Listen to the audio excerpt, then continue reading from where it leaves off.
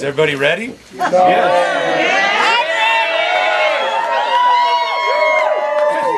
About time. Yeah! Get to drinking. Brooke's been ready since last October. Woman at her. Dearly beloved, we are gathered here this day to join Brooke and Chad in holy matrimony. Now, Brooke and Chad met many years ago, way back in high school. Wet net. Wet net. Well, you'll see. They both happen to be cruising downtown Boise, and you younger kids don't know what the cruise is. And I'm sad you probably won't ever really get to know it. But it was a special, special thing. And they were cruising 1950s style. And Chad saw this beautiful girl, and he broke out the greatest pickup line known to man. And he said to her, "Don't I know you?" And Brooke said, "I don't think so." But the most important thing is Chad didn't stop there. He kept sweet talking till he got those magic digits. And so he called her, and they dated for the entire summer of 1991. Back in the day. I don't know if any of you heard the song, but summer days, miss in the shade, oh, but the summer nights. Oh,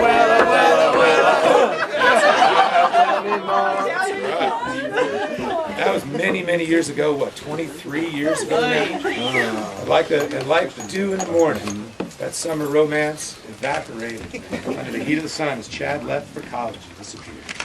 But many a time while he was away, and many times since then, he often wondered what happened to that one that got away. Until one day, he was messing around on MySpace. I don't know if you know what MySpace is. MySpace, you might not know this, but MySpace is what we use to stalk people before Facebook came.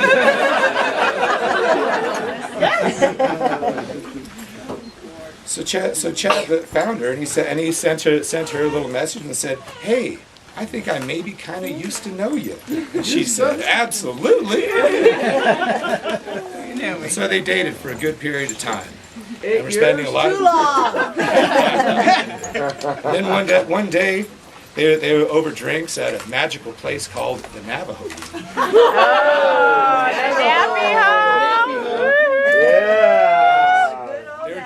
Drinking drinks with an old coot, and they were sitting there, and they can't really recall what brought it out. But suddenly Chad it burst out of him like lava from a volcano, and he just said, "Mister, you don't understand. I'm in love with this girl." At that moment, Brooke's jaw dropped, and she said, "I smiled at the same time as my jaw dropped, and it was an open mouth, jaw dropped, wide open smile." Yeah, because she felt exactly the same way. And it was in that moment that something amazing happened, something that almost has never happened since the history of in Brooke's whole life. She was speechless. This wonderful babbling Brooke couldn't speak because her heart was overflowing, and she felt the same way. Well, it's been 8 years now that they've been together. And I don't know if any of you have seen the Chicken Off video. Where, Well, if you're lucky, if I can download it while we're down here, you might get to see it tonight, so please don't miss it. It's one of the most special things I've ever witnessed. Thank you both. Thanks, Rochelle. Yeah, thank you, Rochelle. Here, here. Thank you. So well done. After Brooke said yes, the Chicken Off, they said, "You know what? If we're going to be together, if we're going to get married, we might as well have a party." And so we want to invite all of our closest friends and family to come witness this with us as we make a commitment before our friends, before our family, before our state, before our God, and before our country. And that's why each and every one of you are here. So please know that there's not a single person here that isn't either a family member or a very close friend of these two people. Okay? Amen. Amen. Yes. Yeah. So, with that, do you have any vows that you would like to speak to each other? Yes. Yes. I do. Get on with it.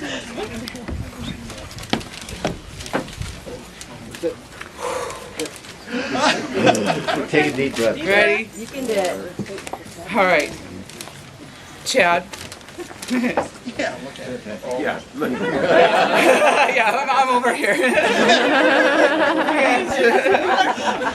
Chad, you are my best friend, my teammate, my lover, my taste tester, and my fashion consultant.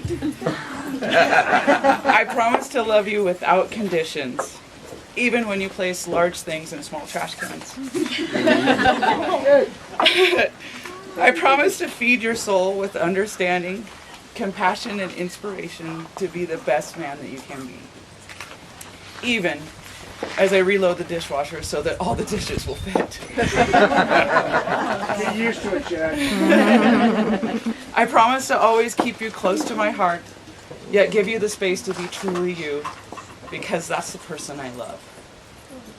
I'm so lucky to have you in my life. To have the amazing feeling of being truly in love with you. Page 2. Have a beer. I promise to never take our love for granted and to put in all of the work that's needed to keep our true love alive and thriving. Babe, I'm so excited to grow old with you. To experience life's ups and downs as a team and to conquer each challenge set in front of us and come out on the other side stronger as individuals and as a couple. I will not leave you alone in this journey. I'll be right by your side. I promise that I will always love you until I am all the way dead.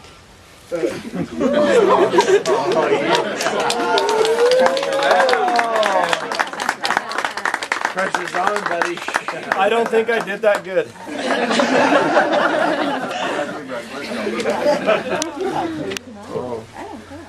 Brooke, you are my lover and my best friend. I promise always to stand tall by your side, being your best friend and your greatest supporter. I will cherish your love and friendship with all of my heart forever. I promise to reach out and grab your hand every day. I will love you forever, for better or for worse. But let's try to make it better. And I also promise to continue with all my special personality traits that I know you love so much. Like listening to bad 80s butt rock. Putting large objects in small trash cans. And leaving used Kleenex all over the house. Mostly, I promise to continue to have as much fun with you in the future as we've had in the past. You know, writing these vows wasn't easy. I've known and loved you for so long that it was impossible for me to write these in just a few lines. So if I miss something, know that I vow and cherish all of our feelings in all parts of our life.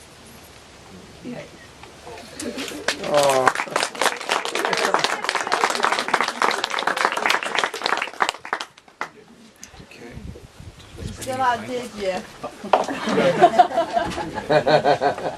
I drank all my beer too.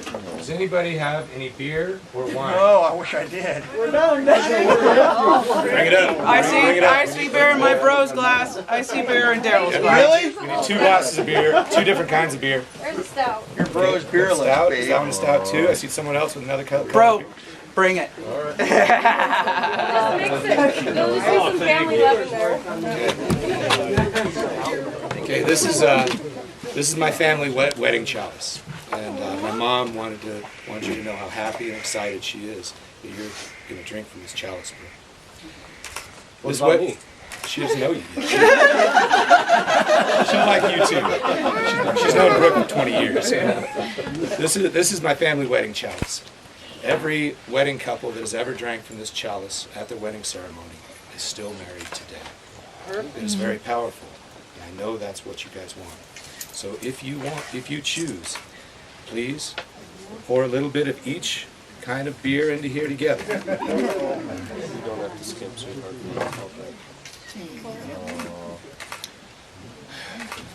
Forever. Chad didn't want to give said all this his right up. Jesus Christ. Well, I had to make it even, you know. This represents the blending of your two bodies, your spirits, your hearts, and your souls.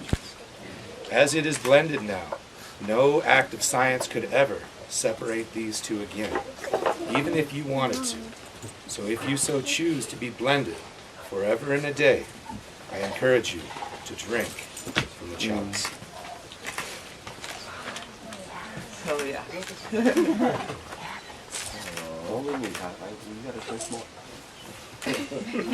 Bottoms up. Chug it. Chug it.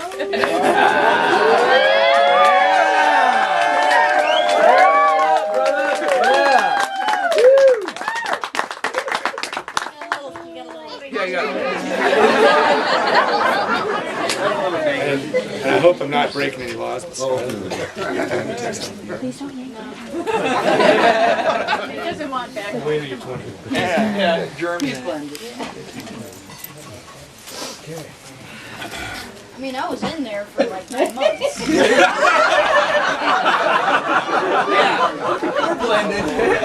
What?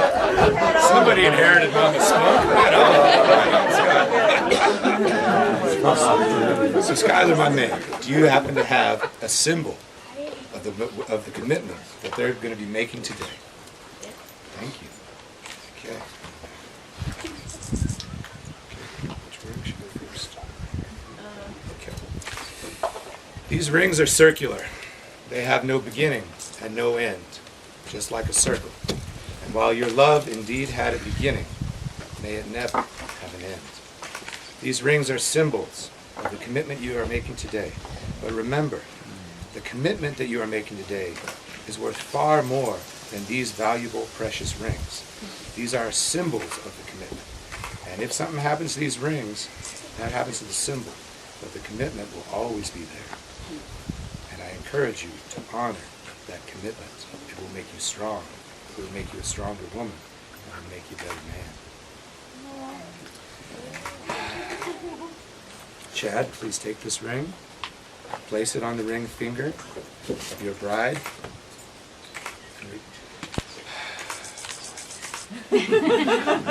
Sorry, y'all.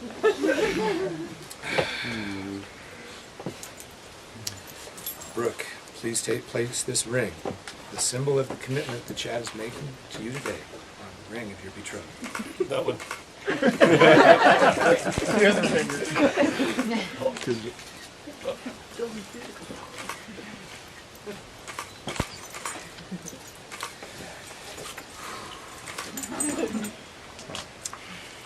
I want to just give you guys a little bit, just a little bit of words from my heart, if I could. Jesus said, "Seek and ye shall find." So if there's something that you want, I encourage you to go get it. And that means if you want love, if you want happiness, and you want trust, go get it. Don't be distracted by the trappings of money. Don't be distracted by the trappings of objects. Don't be thinking, well, I could be happy if I had a bigger house or a bigger car. Because those are just things. If you want happiness, you go get happiness right now. And you could get love right now. Because these are the good old days right now. Yeah, But how do you do that? The best way to do that is by making sure that you look into the eyes of the person you love at a minimum once a day, and you say, "Honey, I love you." And by doing that, brick by brick, you will build a castle upon which, when a cold storm comes, and maybe there are hard times, your castle of love will stand and will protect the commitment inside. And you do it brick by brick, day by day. And it's easy to forget to do this thing. It's so small and so easy. But let me tell you, it's the most powerful thing that you can possibly do for each other. And it's a good example for the youngers to know that it's okay to be vulnerable and to say, "Honey, I love you, and you mean so much to me. I want to make you happy. Please let me know how I can make you even happier every day." And that truly is the key. That truly is the key. When someone says, "You two have such a beautiful marriage, you have such a beautiful wife or a beautiful husband," respond to them, "No, that's something that I work on every day. It's not something any of us have. None of us have beautiful children. None of us have a beautiful family. It's something we work on every day. And by seeking it and working on it every day, that is how we truly have it. So, some of you may know, last night, my wife and daughter and I took a wrong road last night, and we drove up South Fork Road. And, well, let's say it. I was driving. I did it, and it was me. And during that time, as we're rocking back and forth, as the food's going back and forth, and hard times are happening, and we're hearing rocks hit the undercarriage and spinning through the wheel wells, I realized that was one of the hard times that we're going to experience. And I made sure that at least every couple minutes, reach over and grab my wife's hand and say, honey, I love you. Lily, thank you so much for being so good right now. And instead of being one of the most hard, difficult things where people are yelling and screaming, things are coming off of the wheels, I'm going to look back on that as one of the good times, one of the best times there is. Because anybody can have a good time when you got a fat wallet and food in front of you.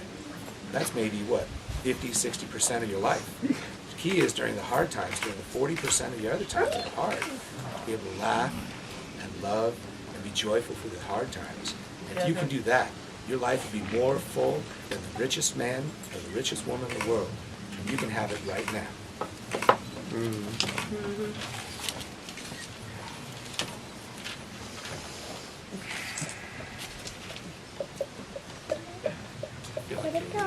There's We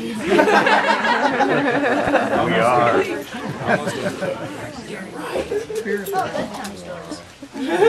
got it. So the Hawaiians said, so as you two are now blended into one, there's a saying that the Hawaiians use. It goes, ua I ua akani loa. It means, I have eaten of his or her gain. That means anytime something good happens to your partner, you eat from that gain. Any positive thing that happens in their life, that happens to you too. Any good thing that happens in his life, Brooke, it will be your gain. And any beautiful, wonderful thing that happens in your life, it is Chad's gain too. And if you remember that and honor that, then it will help you as it has helped me.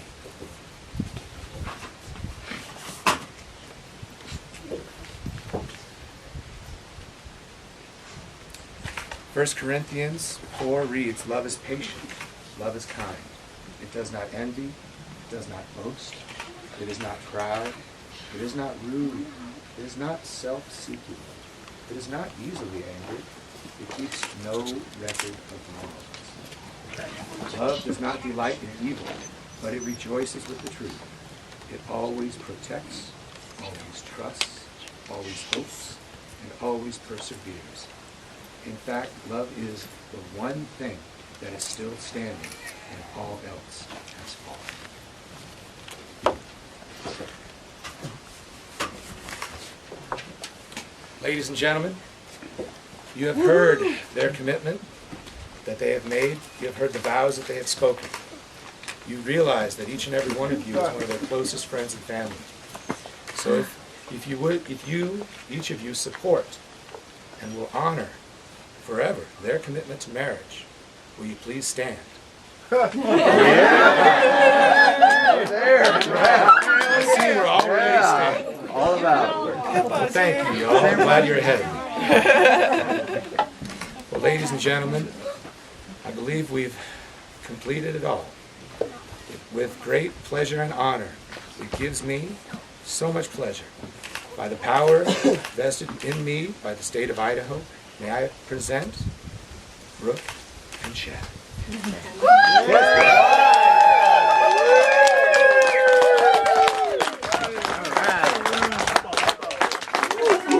Oh, yeah.